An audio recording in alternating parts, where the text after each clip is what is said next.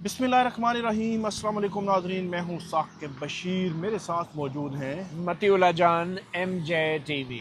हम आज बात करेंगे 5 जजेस इस्लामाबाद हाई कोर्ट के सिटिंग जजेस। उन्होंने सुप्रीम कोर्ट का रुख किया। सुप्रीम कोर्ट से इंसाफ के हुसूल के लिए वो ख़ुद चल कर यहाँ पे आए और यहाँ पे अपनी जो दरख्वास्तें हैं वो जमा करवाईं। जो जुडिशल हिस्ट्री है उसमें ऐसी मिसालें बहुत कम ही मिलती हैं। साबिक चीफ जस्टिस इफ्तिखार मोहम्मद चौधरी, उनको हटाया गया था, उस वक़्त वकला तहरीक शुरू हुई। फिर जस्टिस काजी फ़ाइज़ ईसा का मामला भी आया, जस्टिस शौकत अज़ीज़ सिद्दीकी का मामला भी आया, लेकिन एक ही आइनी अदालत यानी कि हाई कोर्ट के 5 सिटिंग जजेस वो एक जो है वो साइल बनकर सुप्रीम कोर्ट आए हों, ऐसा कभी नहीं हुआ। हम बात करेंगे, एक तो 5 जजेस की जानिब से अलग अलग 5 पटिशन फाइल की गई हैं 184(3) के तहत। इस पे हम बात करेंगे। और दूसरी हमारी जो आज का डिस्कशन का मौजू होगा वो साकिब ये CPLA है,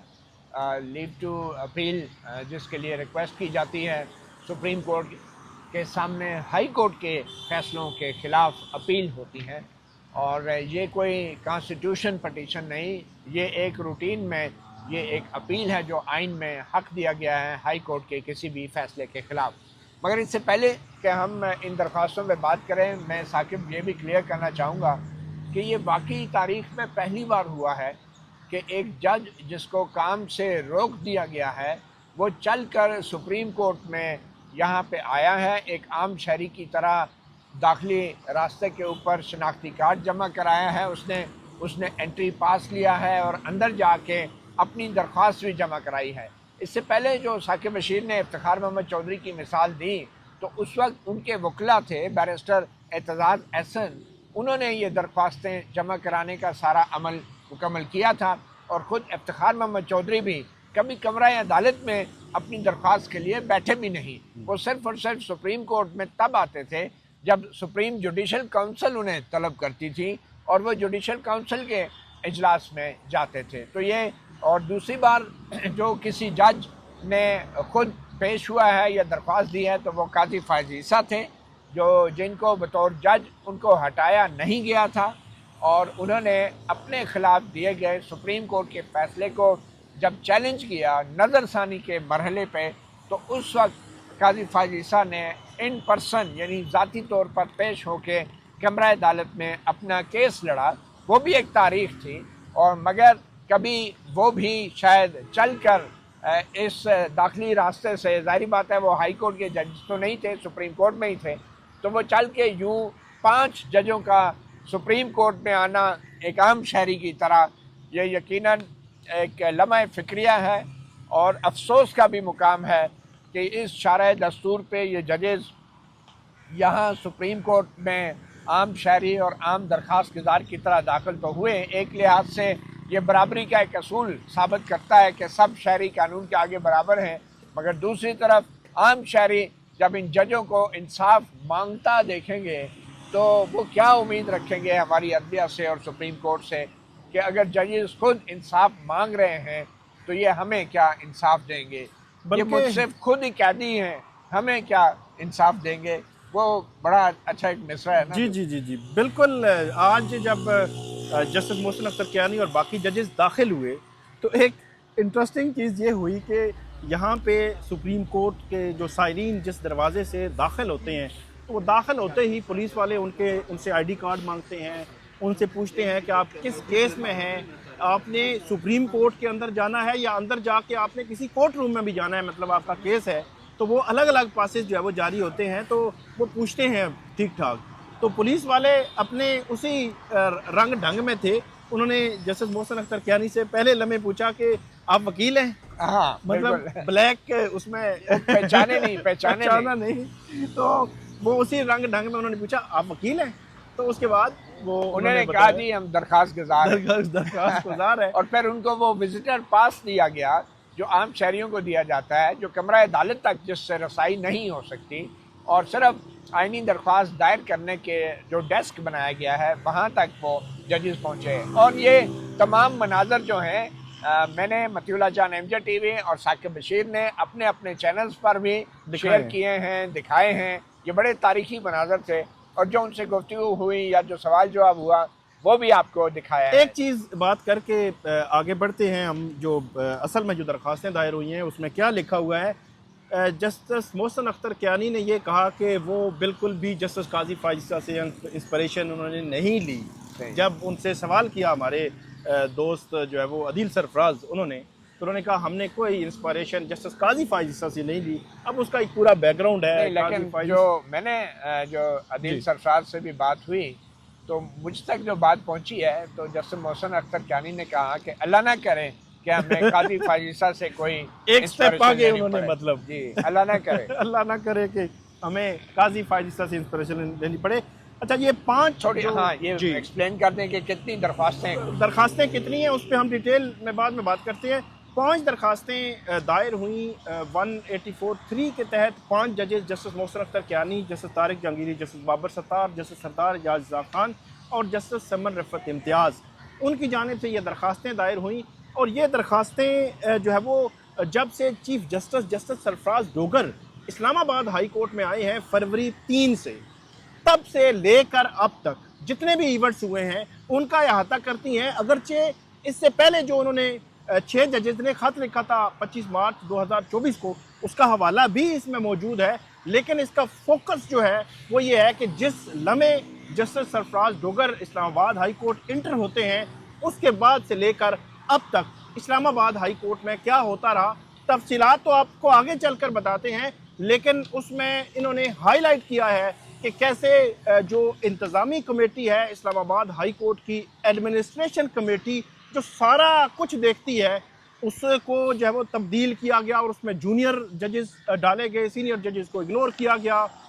बेंचेस की किस तरह तब्दीली होती रही, सिंगल बेंचेस से केसेस निकाले जाते रहे, जो ये सीनियर जजेस हैं इनके बेंचेस से, और इनके बेंचेस कैसे ख़त्म होते रहे। और फिर मास्टर ऑफ रोस्टर के तहत किस तरह जो चीफ जस्टिस हैं वो अपना कुल्ली इख्तियार लेकर बैठ गए कि सारा कुछ इख्तियार उनका है। और वो केसेस की मार्किंग के हवाले से भी, मास्टर ऑफ रोस्टर के हवाले से भी सवालात इसमें उठाए गए हैं। इसके अलावा मल्टीपल क्वेश्चंस मौजूद हैं जिस पर जो है वो हम तफसील के साथ आगे चलकर बात करते हैं। दूसरी दरख्वास्त क्या है? दूसरी दरख्वास्त जस्टिस तारिक महमूद जहांगीरी ने उनको अदालती काम करने से रोक दिया गया था इस्लामाबाद हाई कोर्ट के एक 2 रुकनी बेंच की तरफ से, जिसकी सरबराही चीफ जस्टिस सरफराज डोगर कर रहे थे और उनके साथ जस्टिस आज़म खान मौजूद थे। तो जस्टिस तारिक महमूद जहांगीरी ने अदालती काम से रोके जाने के उस अदालती हुक्म के ख़िलाफ़ सुप्रीम कोर्ट में ये अपील दायर की है। और इसके अंदर भी उन्होंने 4 बुनियादी सवाल उठाए हैं, जिसमें सबसे पहला सवाल तो उन्होंने ये उठाया है कि क्या हाई कोर्ट का कोई भी बेंच किसी भी ऐसी रिट दरख्वास्त को वसूल कर सकता है, इंटरटेन कर सकता है या सुन सकता है जिस दरख्वास्त में उसी हाई कोर्ट के दूसरे जज के ख़िलाफ़ कोई इल्ज़ाम लगाया गया हो। तो क्या हाई कोर्ट का एक जज या एक बेंच अपने किसी साथी जज या बेंच के ख़िलाफ़ कोई रिट ऑफ को वारंटो सुन सकता है या नहीं, ये एक सवाल है। दूसरा ये कि क्या हाई कोर्ट का कोई भी जज या बेंच किसी किस्म का अपने साथी जज के ख़िलाफ़ कोई भी हुक्म जारी कर सकता है और क्या वो अपने साथी जज को अदालती काम से रोक सकता है। तीसरा सवाल ये है कि क्या जो असूल वज़ा किए गए हैं जजों के तासुब के हवाले से और मुनासबियत के हवाले से, तो क्या उन असूलों के तहत कोई भी जो फरीक है, ख़ास तौर पे जब वो जज ख़ुद फरीक हो किसी मामले में, तो वो अपने मुखालिफ फरीक जज के ख़िलाफ़ कोई मुकदमा सुन सकता है। शायद वो तवज्जो दिला रहे हैं सुप्रीम कोर्ट की अपील में कि जस्टिस तारिक महमूद जहांगीरी ने चीफ जस्टिस सरफराज डोगर की सीनियरिटी को चैलेंज किया रखा था सुप्रीम कोर्ट में, जो अभी भी जिसकी इंट्रा कोर्ट अपील पेंडिंग है। तो क्या चीफ जस्टिस सरफराज डोगर जो हैं वो जस्टिस तारिक महमूद जहांगीरी के ख़िलाफ़ कोई केस सुन सकते थे या नहीं। चौथा सवाल जो किया गया है कि क्या कोई भी जज या हाई कोर्ट का जो बेंच है वो कोई ऐसा हुक्म तहरीरी हुक्म जारी कर सकता है जो कि कमरा अदालत में सुनाए गए किसी ज़ुबानी हुक्म के बिल्कुल मतज़ाद हो, मुखालिफ हो, या कमरा अदालत में एक हुक्म सुनाया गया हो या दूसरा हुक्म तहरीरी जब हुक्म आए तो वो बिल्कुल ही मुख्तलिफ हो। तो ये 4 अहम कानूनी सवाल उठाए गए हैं और बुनियादी तौर पे इन सवालात की बुनियाद पर ही बहुत सारे एतराज़ात हैं जो इस फैसले के ऊपर उठाए गए हैं। जी। अच्छा, इसमें जो दरख्वास्त है, इस दरख्वास्त में 184(3) के तहत ये जब वो पॉइंट आउट किया गया है, ख़ास तौर पर इसमें अगर इसकी प्रेयर पढ़ लें पहले। जी, आप प्रेयर पढ़ लें, लेकिन मेरे ख्याल में थोड़े से मैं तफसीलात बैकग्राउंड बता दूं जी, कि जी। जहांगीरी ने, जस्टिस तारिक अपनी महमूद दरख्वास्त में क्या जहांगीरी लिखा ने है? बिल्कुल अपनी ठीक है। दरख्वास्त में हकायक क्या बयान किए। जी, जी। जस्टिस तारिक महमूद जहांगीरी ने एक ज़रूरी पस मंज़र के उन्वान से कुछ हकायक बयान की हैं, जिनमें उन्होंने ये कहा है कि एक दरख्वास्त दायर की गई कई महीने पहले 2024 में इस्लामाबाद हाई कोर्ट में, जिसके ऊपर रजिस्ट्रार इस्लामाबाद हाई कोर्ट ने एतराज़ात लगा दिए और ये कहा कि ये दरख्वास्त नाकाबिल समाअत है, यानी ये दरख्वास्त समाअत के काबिल ही नहीं है। उसकी वजह यही थी कि एक जज के ख़िलाफ़ रिट दरख्वास्त दायर नहीं हो सकती। जब रजिस्ट्रार ने ये एतराज़ात लगा दिए तो फिर 16 सितंबर 2025 को जो पटिशन जो थी उस पर डायरी नंबर लगा जो था 13/5/67/2024, उन एतराज़ात को रिमूव नहीं किया गया, यानी कि एतराज़ात भी लगे हुए थे और मगर वो एतराज़ात बरकरार थे। इसी दौरान 16 सितंबर 2025 को इस्लामाबाद हाई कोर्ट का एक अचानक 2 रुकनी बेंच बन जाता है और जो पटिशनर हैं, यानी कि एडवोकेट मियां दाऊद हैं कोई लाहौर के, वो ख़ुद पेश ही नहीं होते और उनका एक साथी वकील पेश होता है और कहता है कि जनाब हमें इल्तवा चाहिए, यानी आज जो पटिशनर हैं उनकी तबीयत ठीक नहीं है। अच्छा, इस्लामाबाद बार कौंसिल के अहदेदार भी कमरा अदालत में मौजूद होते हैं, Islamabad high court bar association के अहदेदार भी मौजूद होते हैं और इस्लामाबाद डिस्ट्रिक्ट बार एसोसिएशन के अहदेदार भी कमरा अदालत में मौजूद होते हैं और ये तमाम वकला नुमाइंदे जो हैं जस्टिस तारिक महमूद जहांगीरी के ख़िलाफ़ दरख्वास्तों की मुखालफत कर रहे हैं और कहते हैं ये ऐसी दरख्वास्तें तो काबिल समाअत ही नहीं हैं। और जो कमरा अदालत है वो वकला से, सहाफ़ियों से और आम शहरियों से भरा हुआ था और सब ने देखा कि खुली अदालत में जो चीफ जस्टिस सरफराज डोगर और जस्टिस आज़म खान का बेंच था, उन्होंने ये ऐलान किया कि जो इस दरख्वास्त के ऊपर एतराज़ात हैं, अगर उन एतराज़ात को हमने ख़त्म करना हुआ तो उससे पहले हम तमाम फ़रीक़ैन को नोटिस जारी करेंगे और उन फ़रीक़ैन को सुनेंगे भी और फिर इस दरख्वास्त के काबिल समाअत होने या ना होने के ऊपर तमाम फ़रीक़ैन से दलाइल सुने जाएंगे। और फिर ये भी ऐलान किया गया जस्टिस सरफराज डोगर और जस्टिस आज़म खान के बेंच की तरफ से कि ये जो जस्टिस तारिक महमूद जहांगीरी का डिग्री का मामला है, ये ऑलरेडी सुप्रीम जुडिशल काउंसिल में ज़ेर समाअत है।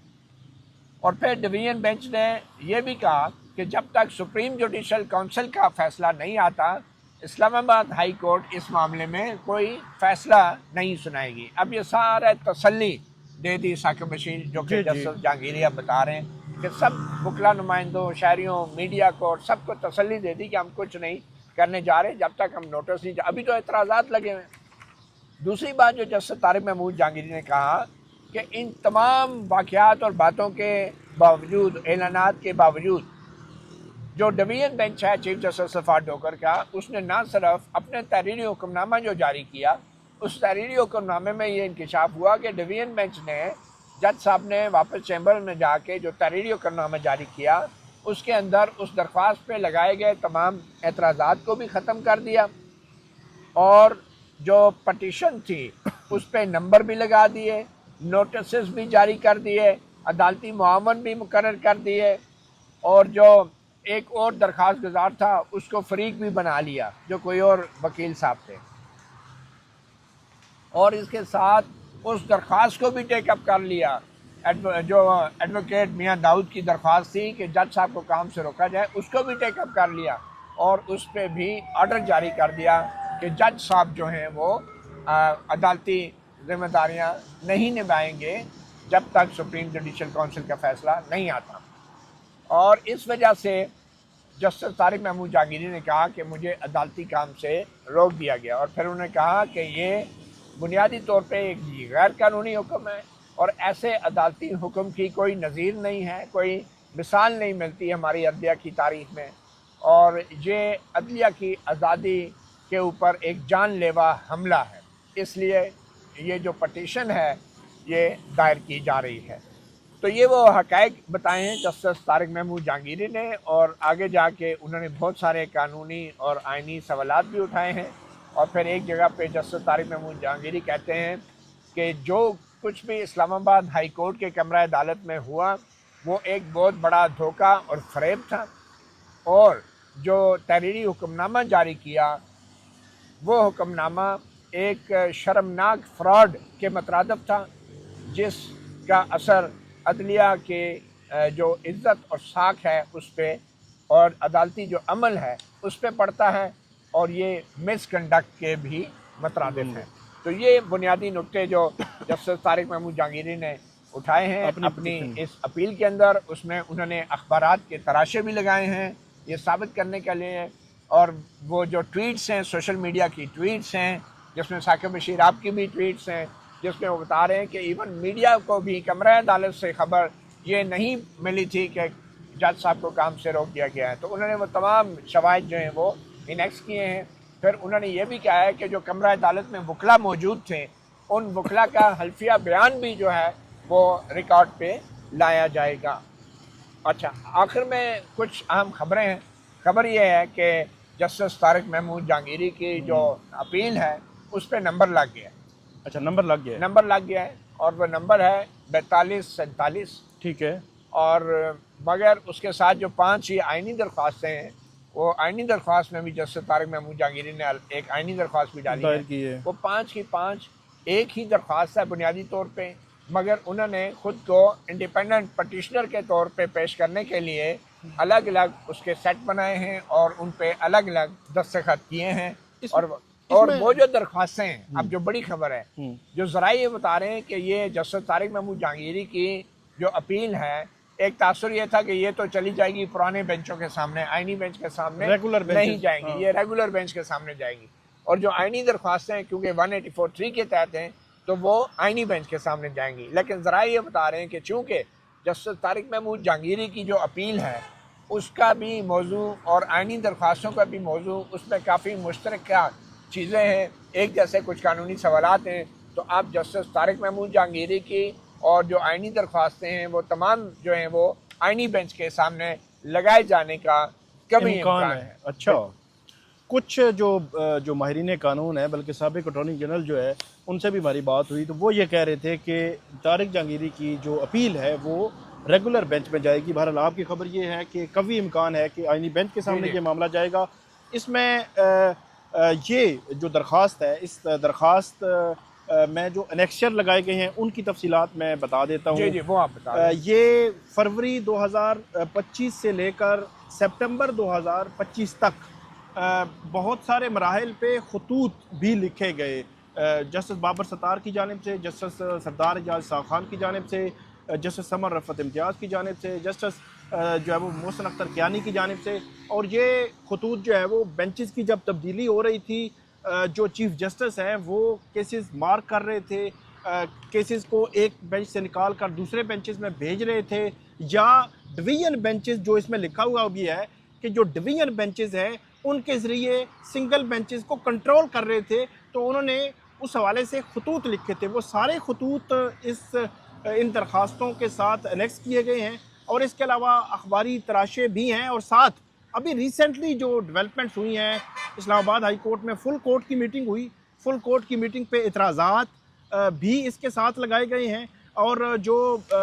جسٹس سمر رفعت امتیاز گاہے بگاہے रजिस्ट्रार इस्लामाबाद हाई कोर्ट को लिखती रही हैं। फरवरी से लेकर मार्च में मेरे ख्याल में पहला ख़त उनका लिखा गया कि मुझे वो जो रूल्स आपने बनाए हैं उसकी कॉपी दे दें, क्योंकि कहा जा रहा है कि रूल्स की कोई मंजूरी हुई है। तो मैं तो फुल कोर्ट में नहीं थी, अगर फुल कोर्ट कोई हुई है तो वो उन खतूत 2-3 खतूत हैं उनके जो हर महीने लिखे जाते रहे रजिस्ट्रार को कि हमें बताएं, मुझे बताएं और मुझे कॉपी जो है फ्राहम करें, वो इसके साथ लगाए गए हैं। जो हरेसमेंट कमेटी का ये सारा एक मामला बना, जो जस्टिस समर रिफत इम्तियाज़ हैं उनका नोटिफिकेशन, उनकी तैनाती का कम्पिटेंट अथॉरिटी, फिर उनकी तब्दीली, जस्टिस इनाम अमीर मिनास की कम्पिटेंट अथॉरिटी तैनाती का नोटिफिकेशन, ये सारे इसके साथ जो है वो अनेक्स किए गए हैं। बुनियादी तौर पर बताने का उनका मकसद ये है कि इस्लामाबाद हाई कोर्ट के जो इंतज़ामी उमूर में जो इख्तियारात हैं उनको कैसे इस्तेमाल करके जो जजेज़ हैं, ख़ास तौर पर ये जजेज़, इनको साइड लाइन किया जा रहा है। इनके हवाले से जो केसेस हैं, इनसे या तो केसेस, इनके नए केसेस उस तरह भेजे नहीं जाते, और पुराने केसेस में भी कोई इशू हो तो टेक्निकली उससे निकाल कर किसी और बेंच में चला जाता है। तो वो ये सारे जितने भी खतूत हैं, ख़त किताबत, इसके साथ जो है वो एनेक्स की गई है। तो इसकी प्रेयर और ग्राउंड क्या है? देखें, 5 जजों ने ये जो आर्टिकल 184(3) के तहत ये जो दरख्वास्तें दायर की हैं, इनमें सबसे पहला उन्होंने जो रेलेवेंट फैक्ट्स हैं उनको बयान किया है पस मंज़र के तौर पे। तो उन 5 जजों ने सबसे पहला जो फैक्ट बयान किया है उसमें वो कहते हैं कि ये इस्लामाबाद हाई कोर्ट के अंदर जो मलबा गिराने वाली एक टीम है उसको लाया गया ताकि जो हम 5 जजेज़ हैं जो आज़ाद इंडिपेंडेंट जजेज़ हैं जो कि अपनी अदालती काम में किसी की मुदाखलत बर्दाश्त नहीं करते, उनको सज़ा दी जाए। यानी हम 5 जजों को बतौर सज़ा देने के लिए इन नए जजें का तबादला करके इस्लामाबाद हाई कोर्ट में लाया गया। और उसको वो आपको याद है कि एक ख़त में भी शायद जस्टिस सरदार इजाज़ ने कहा था, अपने जुडिशल ऑर्डर में लिख दिया था कि ये डिमोलिशन स्क्वाड है जो लाया गया था। अच्छा, पहले वो कहते हैं कि जो chief justice Islamabad high court chief justice आमर फारूक थे, माजी में पटिशनर जजेस ने हुकूमती इदारों की अदालती मामलात में मुदाखलत के बारे में उनको बताया था और किस तरीके से यानी कि इन जजों को दबाव डाला जा रहा था मखसूस फ़ैसले हासिल करने के लिए। और ये तमाम चीज़ें जो हैं उस वक्त के chief justice Islamabad high court आमर फारूक को गैर रस्मी तौर पे तमाम जजेस के साथ एक मुलाकात में भी बताई गई थी। अच्छा, फिर उसके बाद क्या हुआ कि इस दरख्वास्त में फिर कहा गया है कि chief justice of Pakistan Umar Ata Bandial से भी मुलाकात की गई 2 मई 2023 को, उनको भी बताया गया। और फिर उसके अलावा जो है chief justice Islamabad high court के साथ बहुत सारे जो मीटिंगें होती रही उसमें बार बार ये इश्यूज़ को उठाया जाता रहा। और फिर 6 जजेस ने काजी फाइज ईसा की मुलाकात का भी जिक्र है कि काजी फाइज ईसा के साथ मुलाकात करके उनको भी बताया गया बिल्कुल कि ये उन्होंने 10 मई 2023 को एक ख़त लिखा चीफ जस्टिस के नाम, ये अपने चीफ जस्टिस आमर फारूक के नाम, और बताया गया कि किस तरीके से हमें ज़बरदस्ती दबाव डाला जा रहा है मखसूस फ़ैसले लेने के लिए। और फिर ये भी चीफ जस्टिस आमर फारूक से कहा कि वो तौहीन अदालत की कार्रवाई शुरू करें, मगर आज तक वो इस्लामाबाद हाई कोर्ट के चीफ जस्टिस के ऑफिस से कोई ऐसी कार्रवाई शुरू नहीं हुई। फिर 19/5/2023 को 6 जजेस जो थे इस्लामाबाद हाई कोर्ट के, उन्होंने बल्कि नाज़रीन को बता दें कि तौहीन अदालत की कार्रवाइयाँ शुरू हुई थी लेकिन वो कार्रवाइयाँ आगे नहीं बढ़ी। जस्टिस मोहसिन अख्तर कियानी, जस्टिस बाबर सत्तार, उनके खतूत पे वो 3-5 रुकनी benches, larger bench, full court bench, कुछ भी नहीं हुआ। वो बैठे, उसके बाद वो केस पेंडिंग पड़े हुए हैं, कुछ नहीं हुआ। अब तो कुछ भी नहीं होना। ठीक है, फिर ये बताते हैं कि सुप्रीम कोर्ट में चीफ जस्टिस बंदयाल से मुलाकात हुई, जस्टिस इजाजुल हसन जो बाद में इस्तीफ़ा दे के भाग गए थे, और फिर जो सीनियर प्यूरी जज जस्टिस काजी फैसा, उनसे भी मुलाकात हुई, मगर ये तमाम मुलाकातें बेसूद रहीं और कोई इदारे ने कोई एक्शन नहीं लिया इन जजों को तहफ़्फ़ुज़ देने के लिए। फिर आगे जाके ये जजेस ने बताया कि 6 जजेस ने जो 25 मार्च 2024 को ख़त लिखा सुप्रीम कोर्ट को, वो 1 अप्रैल 2024 को सो मोटो नोटिस लिया गया और पहली हीयरिंग 3 अप्रैल 2024 को हुई। और सुप्रीम कोर्ट ने तमाम फ़रीक़ैन को कहा कि वो अपनी तजावीज़ दें कि इदारे का क्या रिस्पांस होना चाहिए और क्या निज़ाम होना चाहिए کہ اس طرح کے واقعات کا سدباب کیا جا سکے۔ اور دوسرا یہ بھی کہا کہ اسلام آباد ہائی کورٹ کے چیف جسٹس عامر فاروق نے بجائے اس کے کہ وہ ان تجاویز کو مرتب کرنے کے لیے فل کورٹ بناتے، انہوں نے ایک سرکولر بھیج دیا کہ اپنی اپنی تجاویز لکھ کے دیں، اور پھر جسٹس بابر ستار، جسٹس ارباب محمد طاہر اور جسٹس سمن رفت نے جو ہیں وہ تجاویز لکھ کے دیں، چیف جسٹس آف پاکستان کے نام خطوط لکھیں، اور یہ بھی کہا چیف جسٹس عامر فاروق کو اسلام آباد ہائی کورٹ کے بھائی فل کورٹ میٹنگ بلائی جائے، اور پھر یہ اس طرح صرف آرڈر سرکولیٹ کرنے سے کچھ نہیں ہوتا، مگر بالکل چیف جسٹس عامر فاروق نے وہ میٹنگ نہیں بلائی۔ پھر یہ آخر میں بتایا کہ آخری جو فل کورٹ میٹنگ ہوئی 23 اپریل 2024 کو، وہاں پہ یہ متفقہ طور پہ فیصلہ ہوا تھا کہ ایک باقاعدہ رپورٹنگ میکینزم اور ریمیڈیل ایکشن جو ہیں وہ لیے جائیں گے اگر کسی بھی حکومتی ادارے کی طرف سے مداخلت ہوتی ہے۔ وہ تمام تجاویز سپریم کورٹ آف پاکستان کو دے دی گئی ہیں، اور ایس ایم سی 1/2024 جو ہے وہ آج تک سپریم کورٹ میں پینڈنگ ہے، اور کسی قسم کی کوئی ٹھوس کارروائی اس پہ نہیں ہو سکی۔ پھر آگے جا کے انہوں نے ججوں کے تبادلوں کی تفصیلاً ذکر کیا، اور پھر انہوں نے وہی اپنا موقف دہرایا جو انہوں نے ایک درخواست کے ذریعے سپریم کورٹ میں بیان کیا تھا، اور پھر سپریم جوڈیشل کونسل کے اجلاس کا بھی حوالہ دیا، اور پھر چیف جسٹس عامر فاروق کو اوپر بلا لیا گیا سپریم کورٹ میں، اور ججز جو ہیں۔ اور اس میں ایک اور چیز بڑی امپورٹنٹ ہے، عامر فاروق کے اوپر لانے کے لیے جوڈیشل کمیشن کا اجلاس بلایا جا چکا تھا 11 یا 10 فروری کو، اور 27 فروری کو 27 جون کو سرکولر ہوا تھا جوڈیشل کمیشن کے اجلاس کا۔ تو عامر فاروق صاحب نے ایک تو تینوں ججز کو ٹرانسفر میں اپنی کنسلٹیشن دی اور انہوں نے ایگری کیا، اور اس کے بعد 3 فروری کو جس دن جسٹس سرفراز ڈوگر، جسٹس خادم حسین سمرو اور جسٹس آصف ٹرانسفر ہوئے، سیم ڈے انہوں نے لکھا ہے کہ جو ایڈمنسٹریشن کمیٹی ہے وہ تبدیل کر دی، مطلب ایک عامر فاروق صاحب جو 10 فروری کو سپریم کورٹ آ رہے تھے، انہوں نے ایڈمنسٹریشن کمیٹی جو ہے وہ بنا دی لاہور کے پہلے دن، جج آئے پہلے 2 گھنٹے میں وہ کمیٹی میں ان کو شامل کر لیا، اور پھر سندھ سے آئے فریش جج کو شامل کر لیا، ایڈمنسٹریشن کمیٹی مطلب کہ انتظامی کمیٹی کہ ان کو شامل کر لیا۔ اور عامر فاروق صاحب نے 3 فروری سے لے کر 10 فروری تک کچھ ایسے اقدامات بھی کیے جن پر سوالیہ نشان تھا، اور اس میں سے ایک سب سے اہم جو تھا جو آپ نے بھی ذکر کیا کہ چیف جسٹس سرفراز ڈوگر نے اپنے انتظامی اختیار استعمال کرتے ہوئے ان درخواست گزار ججوں کو بطور جج غیر فعال کر دیا، عدلیہ کی جو آزادی تھی اس کو انڈرمائن کیا، اور جو اسلام آباد ہائی کورٹ کی ساکھ تھی اس کو بھی خراب کیا۔ تو اس کی بھی تفصیلات انہوں نے لکھی ہیں کہ کیسے کیسے کتنے سینکڑوں کیسز جو ہیں ان کے بینچز سے بغیر کسی وجہ کے چلتے مقدمات کو ان سے چھین لیا گیا۔ یہ این او سی کا بھی ذکر کیا، ہم اس پہ بات کر چکے ہیں پہلے، وہ جو بیرون ملک جانے کے لیے این او سی کی جو شرط ہے وہ بھی عقائد کی گئی کہ این او سی بھی لینا ہے، بالکل۔ تو اور پھر مزید ججز کو جو ہے کنٹرول کرنے کی کوششیں کی جا رہی ہیں، اور پھر جوڈیشل پاور کا استعمال کر کے جو ساتھی ججز ہیں ان کے جو عدالتی اختیارات ہیں ان کو کم کیے جانے کی بھی کوششیں ہو رہی ہیں۔ تو بارہ یہ جو آئینی اس میں انہوں نے مانگا کیا ہے، یہ پردے صرف بڑا استدعا ہے۔ انہوں نے یہی جو آخر میں جو انہوں نے پرے کیا ہے وہ تقریباً 11 کے قریب ان کی پوائنٹس ہیں۔ انہوں نے کہا ہے کہ جو انتظامی جو اختیارات ہیں ان کو استعمال نہیں کیا جا سکتا عدالتی اختیارات کو محدود کرنے کے لیے۔ یہ سپریم کورٹ ڈکلیئر کرے کہ جو کوئی بھی ججز ہیں وہ اپنے جو انتظامی اختیارات ہیں، یعنی جو چیف جسٹس ہائی کورٹ ہے وہ انتظامی اختیار کو استعمال کر کے اپنے ساتھی ججوں کا عدالتی اختیار محدود نہیں کر سکتا۔ اور پھر یہ بھی کہا ہے کہ چیف جسٹس جو ہائی کورٹ کا ہوتا ہے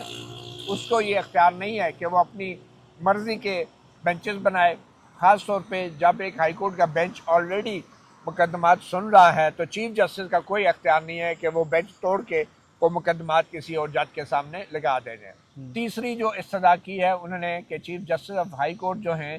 وہ دستیاب ججز کو وہ کسی بھی روسٹر سے نکال باہر نہیں کر سکتے اپنی مرضی کرتے ہوئے، اور یہ نہیں کہہ سکتے کہ اب یہ جج اس کے سامنے کوئی مقدمہ نہ لگایا جائے۔ پھر یہ بھی کہا گیا ہے کہ جو بینچوں کی تشکیل ہے اور مقدمات کے ٹرانسفر کرنے کا جو اختیار ہے اور جو بینچوں کے جو روسٹر جاری کرنے کا اختیار ہے وہ صرف اور صرف اسلام آباد ہائی کورٹ کے جو قواعد ہیں، جو رولز ہیں، ان کے تحت ہونا چاہیے، اور وہ رولز جو کہ پوری اسلام آباد ہائی کورٹ کی اتفاق سے یا مرضی سے بنے اور اس کے اجلاس میں بنائے جائیں۔ پھر یہ ہے کہ جو ماسٹر آف دا روسٹر کا نظریہ ہے وہ سپریم کورٹ پہلے ہی ختم کر چکی ہے، تو ہائی کورٹس کے لیے بھی یہ ماسٹر آف دا روسٹر کا نظریہ ختم ہونا چاہیے۔ اور پھر جو انتظامی کمیٹیاں ہیں نوٹیفیکیشن کے ذریعے، جو خاص طور پہ 3 فروری 2025 اور 15 جولائی 2025 کو بنائی گئی، یہ تمام جو ہیں یہ غیر قانونی ان کو قرار دیا جائے۔ اور پھر 3 فروری 25 اور 15 جولائی کے جو نوٹیفیکیشن ہیں اور جو بھی انتظامی کمیٹیوں نے ایکشن لیے ہیں، ان تمام اقدامات کو بھی غیر قانونی قرار دیا جائے۔ اور پھر یہ بھی کہا ہے کہ جو اسلام آباد ہائی کورٹ کے پریکٹس اینڈ پروسیجر کے جو قواعد ہیں 2025 کے، وہ جس طریقے سے منظور کیے گئے ہیں، وہ قواعد جو ہیں غیر قانونی انتظامی کمیٹی نے منظور کیے اور انہیں پہلے ہی نوٹیفائی کر دیا، اور پھر بعد میں ہائی کورٹ کی فل کورٹ کے سامنے منظوری کے لیے رکھا گیا، جو کہ آئین کے آرٹیکل 192(1) کی اور آرٹیکل 202 کی جو ہے وہ خلاف ورزی ہے، اور جو یہ ستمبر میں ان کی منظوری لی گئی ہے کہ پہلے آپ نے نافذ العمل کر دیا اور بعد میں اس کو فل کورٹ کے سامنے رکھا گیا، اس کو بھی غیر قانونی قرار دیا جائے۔ اور پھر اسلام آباد ہائی کورٹ کو جو ہے ایک مؤثر نگرانی کا نظام جو ہے ضلعی عدلیہ کے اوپر نگرانی کا نظام ہونا چاہیے، جیسا کہ آئین کے آرٹیکل 203 میں ہے اور سیکشن 6 اسلام آباد ہائی کورٹ ایکٹ میں ہے، تاکہ اسلام آباد کی جو ضلعی عدلیہ ہے، جو جوڈیشل انڈیپینڈنس جن کے لیے بہت ضروری ہے، وہ اپنے فرائض جو ہیں وہ آئین کے مطابق انجام دے سکیں۔ اور پھر یہ بھی کہا گیا کہ ہائی کورٹ جو ہے، یہ بھی قرار دیا جائے کہ ہائی کورٹ کسی قسم کی رٹ جاری نہیں کر سکتی اپنے خلاف، یعنی اپنی عدالت کے خلاف ہی ہائی کورٹ کوئی حکم جاری نہیں کر سکتی۔ اور جو ڈویژن بینچ میں جو 2 ججوں نے آرڈر کیا ہے جسٹس جہانگیری کو کام سے روکنے کا، وہ آرڈر جو ہے وہ آرڈر بھی غیر قانونی قرار دیا جائے۔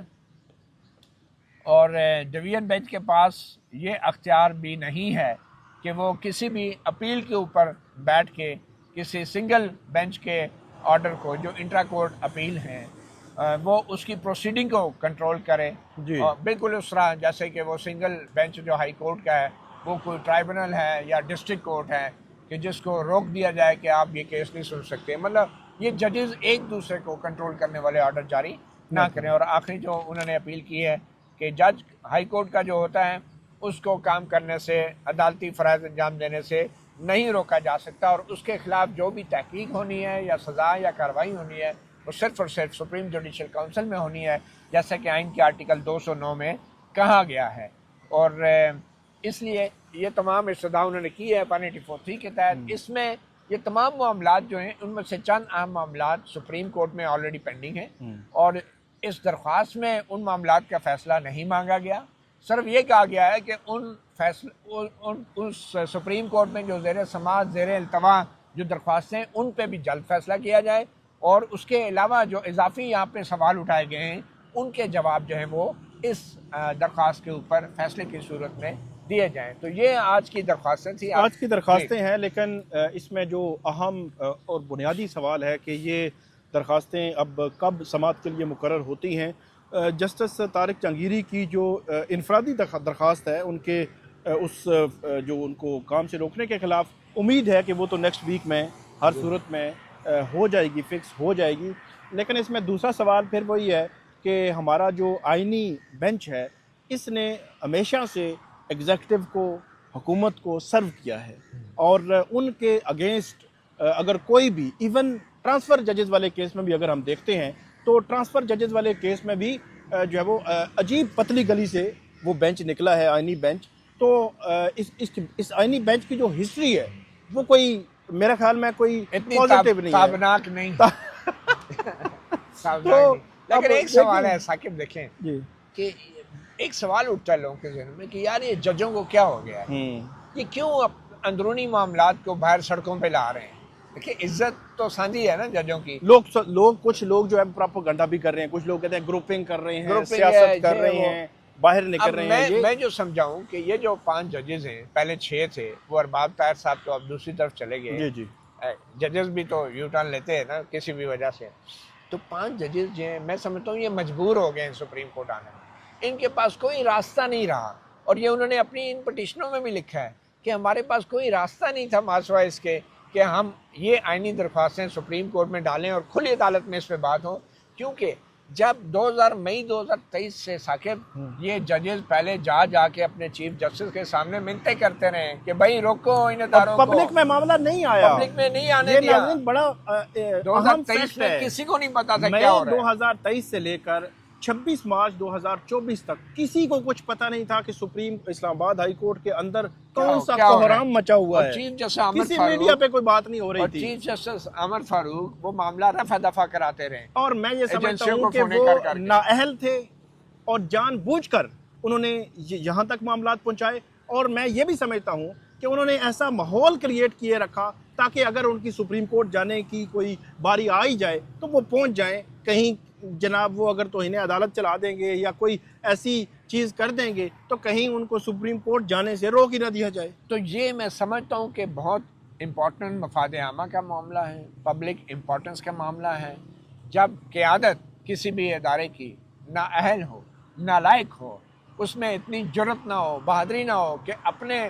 جو ساتھیوں کو وہ تحفظ دے سکیں، وہی ہوتا ہے جو اسلام آباد ہائی کورٹ کے ان ججز نے کیا. پھر پبلکلی لیٹر آیا سامنے. جی اسی طرح سپریم کورٹ میں جب قاضی فائز عیسیٰ کو خط لکھا گیا،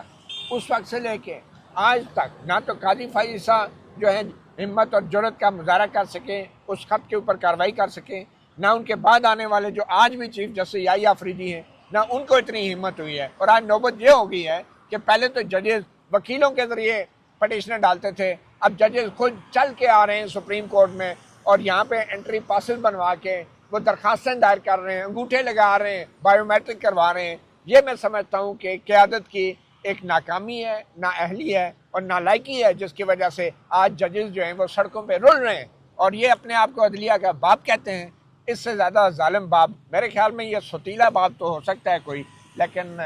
باپ نہیں ہو سکتا. اچھا آپ نے ایک بات جو کی کہ ان کے پاس راستہ ہی نہیں بچا تھا. اچھا یہ 5 جج ہیں نا، 5 جج، پانچوں کی میں بتا دیتا ہوں کہ کیا ہوا ہے. جسٹس محسن اختر کیانی سینئر پیونر جج ہیں، پچھلے 10 سال سے وہ اسلام آباد ہائی کورٹ میں ہیں. ان کا ڈویژن بینچ پچھلے 2 یا 3 ماہ سے خیر سے جسٹس سرفراز ڈوگر صاحب نے ختم کیا ہوا ہے. اچھا میں نے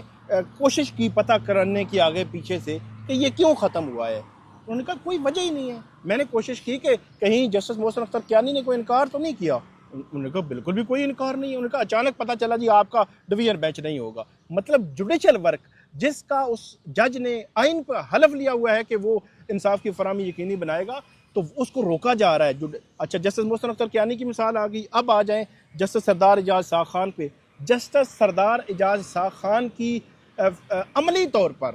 عدالت جو ہے وہ غیر مؤثر کر دی گئی ٹیکنیکلی. وہ کس طرح کہ ان کا سنگل بینچ ختم، جسٹس بابر ستار کا سنگل بینچ ختم، اور ان کو کہا کہ آپ جی ٹیکس کے کیسز سنیں گے. تو جب ٹیکس کے کیسز سننے ہیں تو وہ صرف کیونکہ جسٹس بابر ستار سینئر ہیں تو ان کی عدالت میں ہوتے ہیں. تو پچھلے تقریباً 2 ہفتوں سے جسٹس سردار اعجاز اسحاق خان کی عدالت بند پڑی ہے. تو یہ 3 ججز ہو گئے. اب آتے ہیں چوتھی جج جسٹس سمن پہ. جسٹس سمن رفعت امتیاز کو 17 جولائی کو خود چیف جسٹس جسٹس سرفراز ڈوگر صاحب نے جو ہراسمنٹ کمیٹی ہے اس کا وہ مجاز افسر یا کمپیٹنٹ اتھارٹی جو ہے وہ بنایا، نوٹیفیکیشن کیا. اچھا میں بھی وہ کہہ رہا تھا کہ انہوں نے ایڈجسٹ کرنے کے لیے کہ چلیں جسٹس سمن بھی ادھر سے ہیں تو ان کو ایڈجسٹ کر لیتے ہیں. ان کو کیا پتا تھا کہ ہراسمنٹ والا معاملہ ہمارے ساتھ ہی نہ آ جائے. نہیں وہ بات نہیں ہے. جو ہراسمنٹ کا قانون ہے اس میں لکھا ہے کہ ایک خاتون ہونی ضروری ہے، لیکن اس میں خاتون کو ممبر بھی بنا سکتے تھے. انہوں نے کمپیٹنٹ اتھارٹی بنایا اور اس کے بعد ان کو ابھی 15 سپٹمبر کو 11 یا 15 سپٹمبر کو ایگزیکٹ ڈیٹ نہیں یاد مجھے، تو ان کو تبدیل کر دیا گیا. تو 4 ججز ڈائریکٹلی جو افیکٹ ہو گئے اور 5ویں جسٹس طارق جہانگیری کو کام سے روک دیا گیا. نہیں جسٹس سمن نے تو خط بھی لکھا ہے نا جی، خط بھی لکھا ہے. اس میں ادا کیا ہے کہ یہ بالکل ملزم جو جج ہیں ان کے خلاف یہ کمپلینٹ بنتی تھی. تو 5 جج جو ہے وہ کسی نہ کسی طرح ڈائریکٹلی افیکٹ ہو رہے ہیں اور ان کے پاس کوئی فورم نہیں، کوئی راستہ نہیں. وہ نشانے پہ سی بات ہے. اور گھر کا بڑا جو ہے اس نے کھڑکیوں کے پردے بھی گرا دیے ہیں، دروازے بھی کھول دیے ہیں اور محلے دار جو ہیں وہ کیا کہتے ہیں، دیوار کیا گری میرے کچے مکان کی، لوگوں نے میرے صحن میں رستے بنا لیے۔ تو اجازت دیجیے ثاقب بشیر کو اور مطیع اللہ جان MJ TV کو، اللہ حافظ۔ اللہ حافظ۔